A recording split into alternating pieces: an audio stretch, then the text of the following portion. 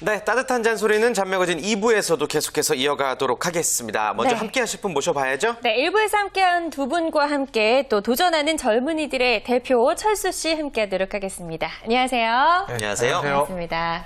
네, 여러분 아름다운 아침입니다. 제가 드디어 취업을 했습니다. 오늘 하루만큼은 서로 갈등과 반목을 벗어버리고 하루만큼은 저 기쁘게 축하해 주십시오. 박수. 네, 축하해요. 네. 이제는 더 이상 돌아온 취업 준비생이 아니라 회사원, 근로자, 철수라고 할 수가 있겠습니다. 네. 첫 출근은 어땠어요? 기분 좋았어요? 첫 출근이요? 네네. 저도 이제 먹고 살아야 되니까요. 묵비권 행사하겠습니다. 그래요. 자, 그런 의미에서 보면 축하는 해야 되지만 어떻게 보면 오늘 이제 철수 씨와 함께하는 마지막 네. 시간이 될 수도 있을 것 아이고, 같은데요. 아쉽네요. 예. 네, 사실 저도 지금부터 벌써 눈물이 고이는데요. 아무튼 오늘 마무리 잘하고 방송 잘 마치겠습니다. 그래요. 그래요. 예. 분명히 축하를 해야 될 상황이지만 이렇게 얼굴에 낯빛이 어둡네요. 예, 잿빛으로 알겠습니다. 네. 자, 농담이고 어찌됐건 따뜻한 잔소리 2부에서는요. 인터넷과 페이스북을 통해서 올라온 취업 고민 사연들 해결해드리고 있죠. 그렇습니다. 그렇기 때문에 취업에 대한 궁금증이 있으시면요. 페이스북에 취업학개론을 통해서 질문을 해주시면 저희가 또 다양하게 해결을 해드리도록 하겠습니다. 네, 네. 자, 먼저 인터넷에 올라온 첫 번째 고민부터 소개해드리겠습니다. 네. 안녕하세요. 대학교 4학년 취업준비생입니다. 취업준비를 위해 자소서나 면접에 대한 유튜브 강의나 후기 및 자료들을 찾아보면서 직무 분석에 대한 중요성이 많이 언급이 됐습니다. 그런데 직무 분석이란 것이 단순히 현대자동차를 예로 든다면 현대자동차에 어떤 계열사가 나뉘어 있으며 내가 원하는 계열사를 찾고 그 계열사 안에서 내가 하고 싶은 담당 업무와 그 업무가 무슨 일을 하는 위치이고 구체적으로 무슨 일을 하는지에 대해서 말하는 건가요? 그리고 이런 직무 분석에 대해서 구체적으로 알아보려면 어떻게 해야 할까요? 사실 어디부터 어떻게 준비를 시작해야 할지 막막합니다. 네. 그러니까 직무 분석 어떻게 하는지 네. 모르겠다가 이분의 고민인 것 같습니다. 맞습니다. 좀 기본적인 개념을 좀 잡아주셔야 될 것 같습니다. 직무 분석에 대해서요. 예, 일단 직무라는 용어 자체가 사실 뭐 학생들이나 취업준비생들한테 굉장히 낯설을 수 있는 용어인데요. 모르죠. 예. 사실 인사 관점에서 그 정의라면 굉장히 좀 오히려 더 어렵습니다. 그 정의하는 단어가 또 여러 가지 어려운 게 나와서요. 간단하게 말씀드리면 회사에서 유사한 업무를 지속적으로 수행하는 업무 단위라고 생각하시면 돼요. 저희가 보통 뭐 인사, 마케팅 뭐 이런 식으로 나누는 걸 직무라고 생각하실 수도 있고 또 규모가 큰 회사에서는 오히려 인사 안에서도 그죠? 뭐 인사 기획, 그렇죠. 인사 교육 이렇게 좀 네. 세부적인 직무로 나뉠 수도 있고요. 그래서 기본적으로는 뭐 내가 실제로 하고자 하는 업무 그러니까 어떤 것인지 궁금해하시는 것과 직무에 대한 뭐 기본적인 정의랑 비슷하다고 보시면 되는데요. 뭐 어쨌든 세부적인 업무를 내가 어떤 업무를 수행할지 알게 되면 취업 준비하는 입장에서 굉장히 유리할 수 있는 게 기본적으로 본인이 뭐 나중에 자기소개서나 면접 때 해야 될 말을 할 때 그죠? 뭔가 그 포커스를 맞출 수 있는 거죠. 회사에서는 항상 제일 궁금해하는 게 이 지원자가 하고자 하는 시킬 일에 대해서 얼마나 필요한 자질을 가지고 있는지 그죠? 네. 잠재로 보는 거기 때문에 그런 것들 생각하실 수 있고요. 뭐 사실 직무 분석한 제일 좋은 방법은 제가 뭐 앞서도 뭐 전화 상담 때도 말씀드렸지만 그 직업 실제 직무를 수행하는 분한테 여쭤보는 게 제일 정확합니다. 그렇죠. 왜냐하면 또 그게 뭐 회사마다 좀 차이도 있고 실제로 우리가 기사에서 그냥 얘기하는 그런 직무 특성과 실제 또 세부적인 직무의 또 명함은 다를 수 있기 때문에 네. 직접 찾아보셔서 이제 물어보시는 게 좋은데 이게 또 학생들 입장에서 쉽지 않으시죠. 그렇죠. 그래서 그럴 때 이제 몇 가지 대안이 좀 있을 수 있겠습니다. 네. 이제 대안이라고 하면 조금 더 손쉽게 우리가 직무 관련 정보를 얻을 수 있는 방법을 말씀하시는 네, 건가요? 첫 번째 요즘에 사실 이제 대기업 웹사이트 같은 데 가보면 채용 네. 메뉴가 대부분 있죠. 네. 거기에서도 대기업, 이제 기업들에서도 채용을 할 때 좀 더 채용 정보를 자세히 줌으로써 지원자들 불필요하게 또 지원하는 걸 막기 위해서 굉장히 정리를 잘 해놓은 곳들이 있어요. 그래서 가보시면은 회사의 기본적인 사업부 또 부서별로 어떻게 이제 직무가 그 구분이 되고 네. 말씀드린 직무에 대한 그 정의 자체가 좀 설명되는 경우도 있고요. 더 잘 돼 있는 곳은 아예 동영상으로 해당 직무 수행하는 이제 직원분들, 대리 과장급 분들 이렇게 인터뷰를 통해서 짤막하게 그 직무가 어떤 특성을 갖고 있는지 설명해 주는 것도 있고요. 두 번째로 요즘에 또 자포털 사이트 제가 뭐 특정 이름은 거명을 안 하겠습니다만 네. 자포털 사이트에도 가면은 취업 관련 채용 정보 관련된 부수적인 메뉴들이 많이 생겼어요. 거기 보시면은 특정 직업이나 직무 종사자분들을 또 직접 가셔서 기자분이 인터뷰하셔서 상세하게 그 직업의 특징을 설명해 놓은 것이 있으니까 그것도 참고하시면 좋겠고요. 끝으로 이제 워크넷이나 뭐 한국고용정보원 같은 공공 사이트에 또 가시면은 공공 학생들이 사이트. 대부분 공공 사이트는 첫 페이지 몇 개만 보고 이제 많은데요. 네. 보고서나 뭐 직업 관련된 정보, 직업 DB 같은 메뉴들이 요즘 많이 생겼습니다. 거기에 보시면 또 세부적인 또 직무의 특성이나 뭐 그런 통계적인 자료들이 있기 때문에 이제 그런 것들 보시면 좋겠고 한 가지 좀 주의하셔야 될 거는 영업이나 마케팅 같은 조금 굉장히 업종 성향에 따라서 세부 업무가 차이가 많은 그 직무들이 있어요. 근데 그런 것도 예를 들어 내가 제약 영업하고 그죠? 뭐 자동차 부품 회사에서 영업하는 거 굉장히 세부적으로 다를 수 있기 때문에 이름만 가지고 직무 타이틀만 가지고 똑같다. 또 한 분한테 들은 얘기만 가지고 다른 쪽 업종도 같은 뭐 직무일 거라고 생각하시고 좀 주의하셔야 될 경우도 있습니다. 그렇군요. 직무 분석에 대해서 전반적인 내용을 설명해 주셨고 이 대표님께서도 직무 분석 잘하기 위한 방법들을 좀 소개해 줄 수 있을까요? 네, 우선 직무 분석에는 두 가지가 있다라는 걸 좀 기억을 해주시면 좋을 것 같아요. 이제 첫 번째는 우리가 직무 기술서라고 하는 형태가 있다라는 거를 좀 아시면 좋은데요. 네. 직무 기술서라고 하는 건 어떤 거냐면 쉽게 말해서 그 직무가 어떤 일을 하는가 내용 그리고 어떤 절차, 프로세스를 밟아서 그 일을 하게 되는가 그리고 그 일은 어떻게 평가가 되는가 이런 거에 대해서 아주 조목조목 이제 기술이 되어 있는 게 직무 기술서입니다. 네. 기업의 입장에서는 그러니까 중첩되는 얘가 하는 일이나 얘가 하는 일이나 이렇게 중첩되고 뭐 이러면 어떤 사람한테만 일이 몰리고 이러면 또 문제가 생기잖아요. 그래서 거기에 중첩되지 않게끔 다 이렇게 아주 디테일하게 그 나열해 놓은 기술서가 있습니다. 이런 것들을 찾아보시면은 내가 그 직무를 행하게 될 때 어떤 기계를 만지게 되는가부터 시작해서 어떤 권한을 갖게 되는가, 위임할 수 있는가, 업무의 양은 어느 정도인가 이런 것들을 아주 자세하게 좀 들여다보실 수가 있습니다. 그래서 요거를 좀 보셔야 될 필요가 있고요. 또 다른 하나? 네, 또 하나는 이제 직무 명세서라고 하는 거예요. 기술서와 직무 명세서가 다른 개념이 있습니다. 이제 기업 입장에서는 이걸 이제 잡 어널리시스를 해서 이제 두 개를 좀 구분해 놓고 있는데요.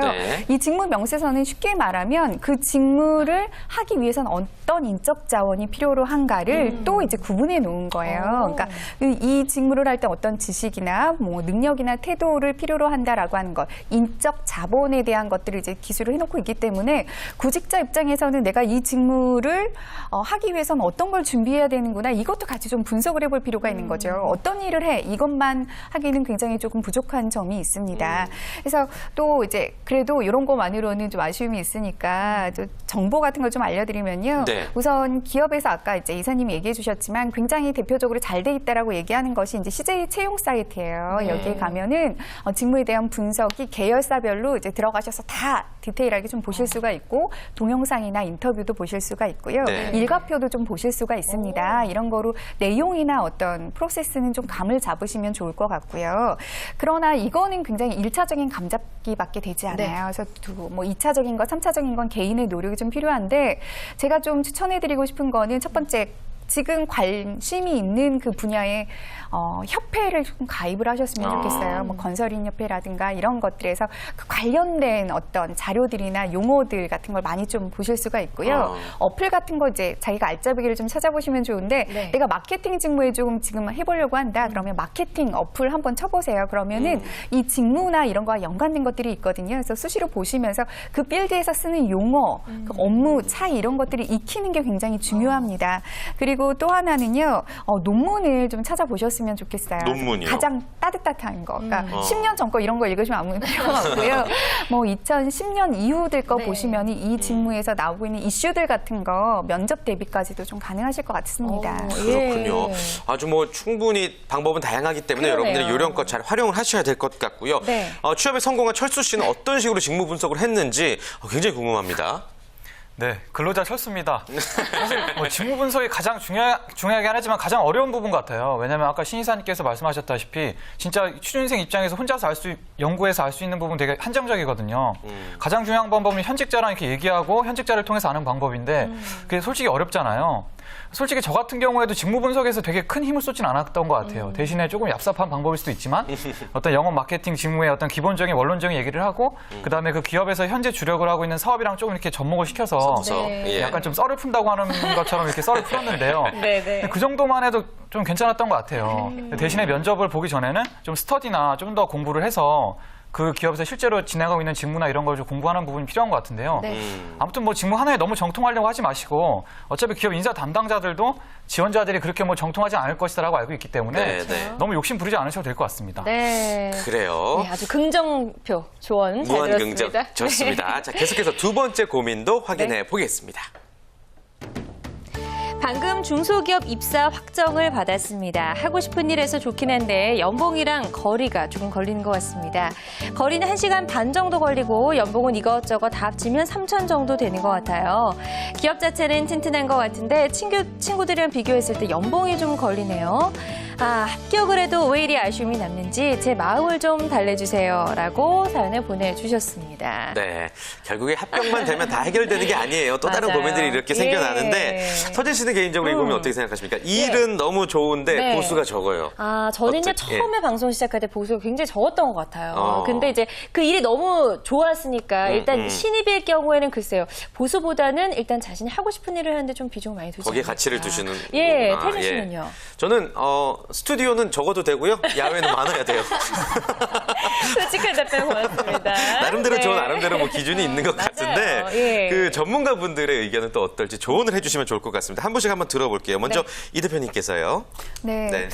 저 이런 고민 사실 충분히 할 수 있어요. 요즘 뭐 88만 원 세대라서 이런 게 나쁘다고 혹은 너무 뭐 손익분기를 따진다라고 얘기하기는 쉽지 않은 것 같습니다. 그럼에도 불구하고 저는 이분에게 좀 이런 질문을 근본적인 걸 좀 해보고 싶은데요. 당신에게 일이라고 하는 건 어떤 의미인가를 이거부터 조금 정리가 돼야 될 것 같습니다. 일의 속성이 굉장히 여러 가지가 있잖아요. 뭐 자아성취의 부분도 있고 재능을 발휘하는 것도 있고 생계 유지나 어떤 수입원으로서도 있고요. 사회에 내가 무언가를 공헌한다라는 의미도 있습니다. 이 수많은 의미 가운데서 나는 나에게 일이라고 하는 건 어떤 의미가 가장 강한가, 나의 가치가 어디에 좀 많이 두고 있는가가 우선 정립이 돼야지 내 스스로가. 그렇죠. 네, 이게 선택을 하실 수 있을 것 같아요. 그렇지 않으면 내 친구는 300 더 받는데, 내 친구는 뭐 휴일을 이렇게 뭐 붙여서 쓸 수 있는데 이런 디테일한 것들을 비교하게 되면 그때마다 흔들리실 거고요. 그때마다 내 일이 별거 아닌 것처럼 느껴지실 겁니다. 이것부터 좀 정립을 하셔야 될 것 같아요. 네. 누구랑 비교를 해서 좋을 게 하나도 없습니다. 내 마음이 편안하고 행복한 게 중요한 거고. 네. 예. 우리 신혜사님께서는 또 이분께 어떤 조언을 해주고 싶으세요? 지금 굉장히 좀 난이도가 이 정도면 제가 볼 때 좀 있는 그 고민인데요. 네. 왜냐하면 지금 뭐 연봉 중소기업인데 연봉이 3천 다 합치면 좀 정도 되는 것 같다고 하셨는데 저희가 대략적으로 요즘에 뭐 대졸 신입 연봉 기준으로 대기업 평균 연봉이 한 3천 중반 정도 됩니다. 평균 평균적으로. 연봉이요. 예. 대부분의 대기업들 평균했을 때. 근데 대기업 중에서 잘 주는 곳은 또 4천에서 5천 가까이 되는 곳도 있거든요. 근데 중소기업 평균 연봉은 사실 거의 1,000만 원 정도 차이가 나요. 그래서 예. 중소기업 평균 연봉 자체가 사실 많이 올랐다고는 하지만 그래도 2천 거의 중반, 제가 볼 때 초반, 아직도 초반 주는 데도 많이 있거든요. 네. 이제 그렇게 봤을 때는 사실 중소기업에서 3천 정도 줄 수 있다는 건 제가 볼 때 기본적으로 회사 사업이 경쟁력이 있거나 뭐 영업이익이 좀 높은 것으로 보이는데 결국 나쁜 조건은 아니라는 거죠. 예, 그래서 중소기업인데 뭐 대기업인데 제가 3천 초반인데 연봉이 지금 고민이 돼 이러면 차라리 좀 그게 이제 맞는데 중소기업에 갔는데도 붙었는데도 불구하고 3천 정도라면 그 중소기업 비교했을 때는 좋은 조건일 수도 있으니까 그 부분을 좀 유의하시면 좋겠고요. 예. 그건 이제 대기업과 비교하면 안 된다는 거죠. 그건 말이 안 된다는 거죠. 네. 그리고 제가 오히려 더 걱정되는 거는 지금 근무지 거리가 1시간 반 정도 된다고 하셨는데 아마 편도겠죠? 여기 편도겠죠. 예, 쓰신 거예요. 같아요. 편도겠죠. 예, 예. 그럼 왕복 3시간인데 아유, 꽤 기네요. 의외로 제가 이제 사회인들 상담도 많이 하지 않습니까? 네, 네. 이 통근 시간 거리가 굉장히 그 직장에 대한 만족도, 직업 만족도 굉장히 영향을 많이 미쳐요.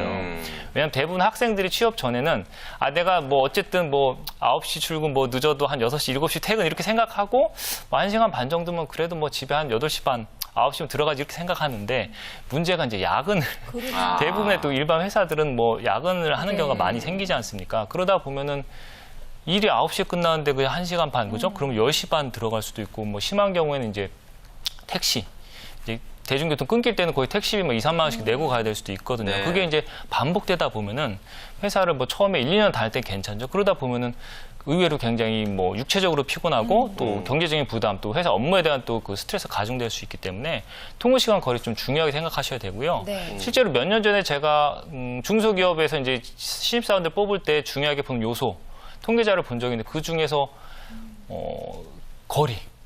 뽑는 회사에서도 그 중요하게 본다는 제가 자료를 본 적이 있었어요. 왜냐하면은 본인은 지원자가 아주 괜찮습니다. 뭐 1시간 반, 2시간 괜찮습니다. 하지만 막상 뽑아놓고 이제 일을 시켜보니까 본인이 힘들어서 그만두더라. 우리가 직장 보아하니. 가깝다. 이제 그렇게 상당 그 출퇴근 시간 거리에 대해서 굉장히 좀 네. 1시간 정도까지는 괜찮지만 그 이상이 될 때는 좀 주의를 하시는 게 좋겠고요. 네네. 그렇다고 뭐 가시지 말라는 건 아니고 내가 최악의 경우 우리가 항상 그죠 베스트보다 워스트를 생각해야지 대비가 됩니다. 베스트 생각하고 뭐 고민해봤자 별 문제가 없죠.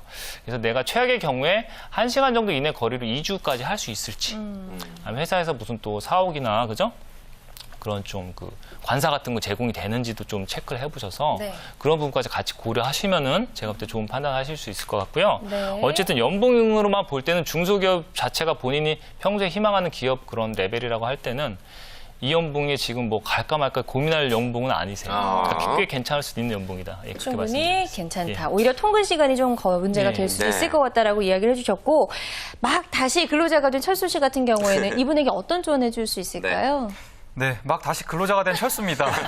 사실 분명히 답답할 수 있다는 건 이해를 합니다. 사실은 뭐 이분 친구들의 연봉에 비해서 뭐 이런 자괴감이 들 수도 있는데요. 네. 사실 세상은 불공평한 겁니다. 저는 이분이 좀 받아들여야 될 것 같아요. 어차피 세상은 다 그런 거니까 그러려니 하고 살아야 되지 않을까라는 생각을 하고요. 대신에 저는 이분이 이런 분함과 분노를 가지고 계속 커리어를 쌓아서 더 좋은 데로 이직하려는 목표를 잡는 게 중요한 것 같아요. 그럼 분명히 또 벼들 날이 오거든요. 그리고 별로 답답해하지도 않아야 된다고 생각하는 건 뭐냐면은 좀 자기 일이 맞는다고 했잖아요. 사실은 연봉이 높은 데보다 자기 자신에게 맞는 일을 찾는 게 더 어렵다는 생각이 들거든요. 그러니까 뭐 이거라도 감지덕지라고 생각을 하고 좋은 결과 있었으면 좋겠습니다. 그래요. 예. 긍정 역시. 자, 오늘 뭐 방송 시간이 조금 부족하긴 하지만 오늘의 마지막 인사는 우리 또 언제 볼지 모르잖아요. 우리 철수 씨가 해줘야 될 것 같습니다. 그동안 전국의 수많은 청년 구직자들에게 조언을 해주었는데 이제는 네. 조언이 아닌 선배의 위치에서 한 말씀 해주시죠. 예. 네, 이제 막 선배가 된 철수입니다. 정말 아름다운 시간이었습니다. 근데 뭐 저 금방 잘리고 다시 컴백할 수도 있으니까 그때까지 취업하지 마시고 좀만 더 기다려주세요. 고맙습니다. 역시 그래요, 재치 넘치는 알겠습니다. 철수 씨 마지막 인사까지 들어봤습니다. 네. 자, 세 분과는 또 인사를 드려야 될 것 같습니다. 오늘 잔명거들 풍성하게 해주신 세 분 고맙습니다. 고맙습니다. 고맙습니다. 고맙습니다.